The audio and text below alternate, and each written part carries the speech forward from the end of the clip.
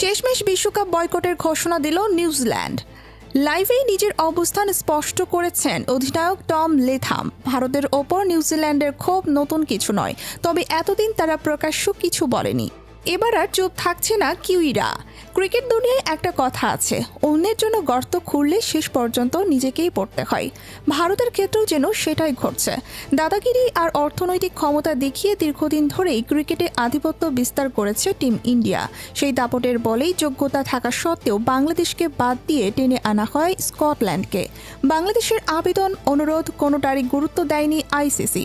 অনেক বিশ্লেষকের মতে এটা ছিল ক্রিকেট ইতিহাসের এক কলঙ্কিত অধ্যায়, যেখানে আইসিসির ভূমিকা ভারতের প্রতি পক্ষপাতদুষ্ট বলেই মনে হয়েছে।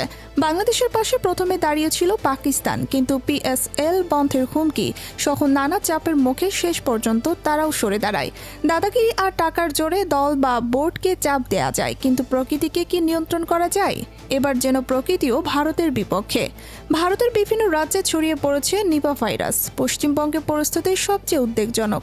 চলতি মাসে একাধিক স্বাস্থ্যকর্মী আক্রান্ত, শতাধিক মানুষ কোয়ারেন্টাইনে। এই অবস্থায় একের পর এক দেশ বিশ্বকাপ নিয়ে চিন্তায় পড়েছে। এখানেই মুখ খুললেন নিউজিল্যান্ড অধিনায়ক টম লেথাম। তিনি বলেন, ভারতে নিপা ভাইরাসের সংক্রমণ আশঙ্কাজনক হারে বাড়ছে, যার এখনও কার্যকর ভ্যাকসিন নেই। এমন পরিস্থিতিতে যদি পূর্ণ নিরাপত্তা নিশ্চিত করা না যায়, তাহলে বিশ্বকাপ নিয়ে আমাদের নতুন করে ভাবতেই হবে। এখন প্রশ্ন একটাই, নিউজিল্যান্ডের এই সিদ্ধান্ত কি অন্য দলগুলো কেউ সাহসী করবে? আপনি কি চান নিউজিল্যান্ড বিশ্বকাপ বয়কট করুক? কমেন্টে আপনার মতামত জানান।